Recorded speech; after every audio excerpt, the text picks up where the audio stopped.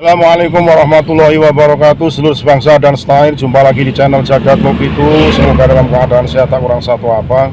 Rahmah barokah salam Allah curahkan untuk kita semua. Mbah Baidowi datang lagi. Mbah Baidowi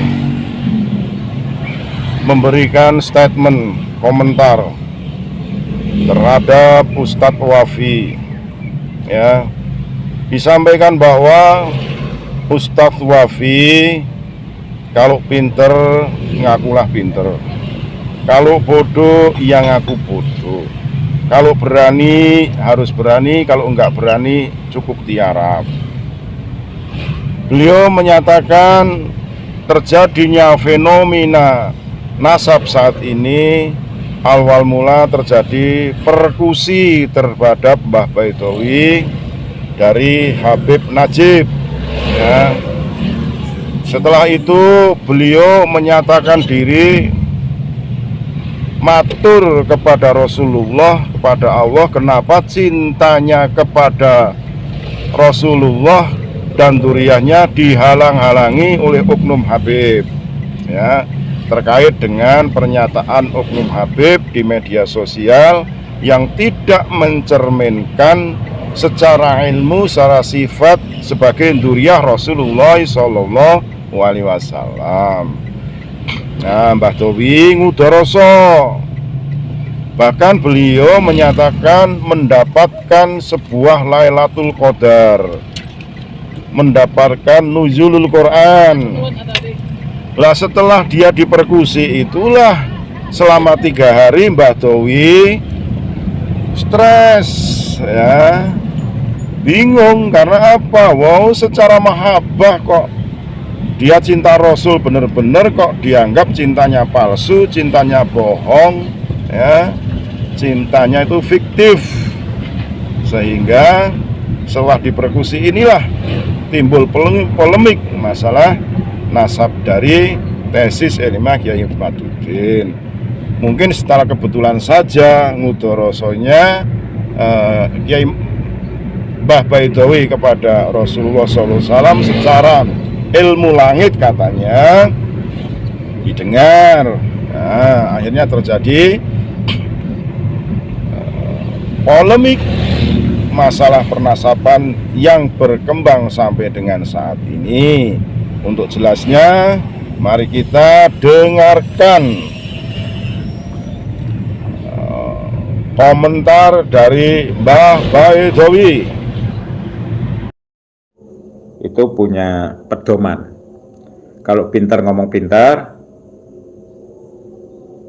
kalau bodoh ngomong bodoh.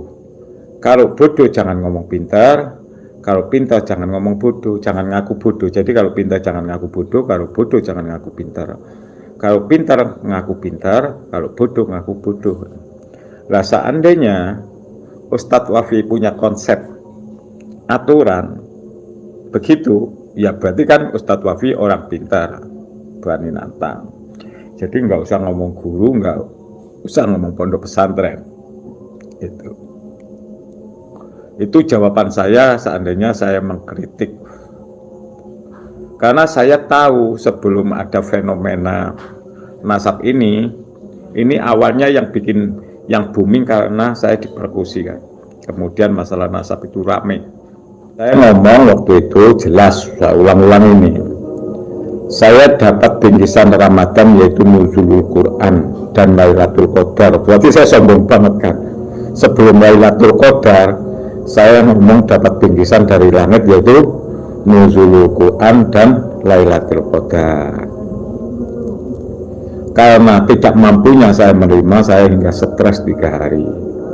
Kemudian saya menuntut pada Rasulullah dan Allah Subhanahu wa Ta'ala, kenapa mahabbah saya kepada Rasulullah itu dihalang-halangi sampai 3 hari. Akhirnya saya stres, gitu loh. Apalagi yang menghalang-halangi mengatasnamakan duriyah Habib, ya kan, dan diutus oleh Habib. Makanya saya sedih, kenapa mahabbah saya harus dihalang-halangi. Santai aja bro. Lah Ustadz Wafi kalau memang cerdas, itu mau berdiri di mana? Permasalahannya gini, Ustadz Wafi. Ini kan permasalahan awalnya sebab musabab, karena ada oknum yang mengatakan Habib, membawa Habib, membawa Robitoh, yaitu Bahar bin Semit, kemudian ngomong yang aneh-aneh, yang di luar kebiasaan seorang Habib dan seorang ustadz atau seorang kiai, ya kan? Akhirnya jadi permasalahan karena membenturkan wali songo, satu.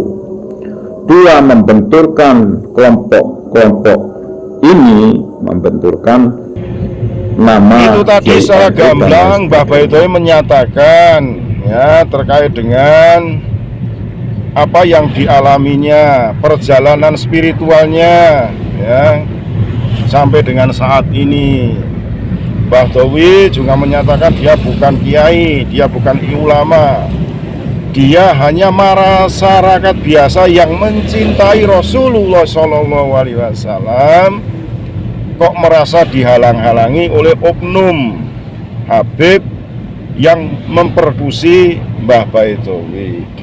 Lah mungkin secara ghadab Mbah Baitowi tidak tersalurkan, ya, merasa terdolimi, lah dongane diijabah oleh Allah, tembus langit, ya, sehingga timbul permasalahan seperti saat ini. Itu karena waktu itu Mbah Baitowi kalau nggak salah mengomentari Bahar bin Semit kalau nggak salah, karena ceramahnya di media sosial yang dipandang oleh Mbah Baitowi itu tidak mencerminkan yang mengaku sebagai zuriyah Rasulullah SAW. Saya kira awal mula timbulnya polemik ini ya berawal dari itu, ya, saat Mbah Baitowi dipersekusi itu ya mungkin ada benarnya ya, karena Mbah Baitowi itu merasa perih hatinya, merasa sakit hati, merasa cintanya kepada Rasulullah justru dihalang-halangi dengan dipersekusinya Mbah Baitowi oleh beberapa oknum. Ya mungkin juga itulah yang menjadi permasalahan awal sampai dengan saat ini belum ada titik temu, sehingga timbul beberapa komentar pro dan kontra terkait penemuan ilmiah Yai Maduddin Utsman Al-Bantani. Ya semoga aja apa yang disampaikan oleh Mbah Baitowi itu ada manfaatnya untuk membuka mata hati kita, menjernihkan pikiran kita, bagaimana kita bersikap ke depan, biar semua itu berjalan dengan damai, tentram, tidak ada gesekan-gesekan fisik. Kalau hanya istilahnya pro dan kontra mengenai bantah membantah di media sosial, selama itu masih batas kewajaran, ya kita anggap sebagai fenomena saja yang mewarnai terjadinya polemik yang saat ini sedang berkembang. Saya kira itu yang perlu saya sampaikan dari mengutip dari apa yang disampaikan oleh Mbah Baitowi. Ya, semoga ini menjadi pengetahuan, pemahaman kita agar bisa memilah dan memilih mana hak, mana yang batil, mana yang benar, mana yang salah. Segala hilaf mohon maaf. NKRI Hadamai Nusantara Milik kita. Assalamualaikum warahmatullahi wabarakatuh.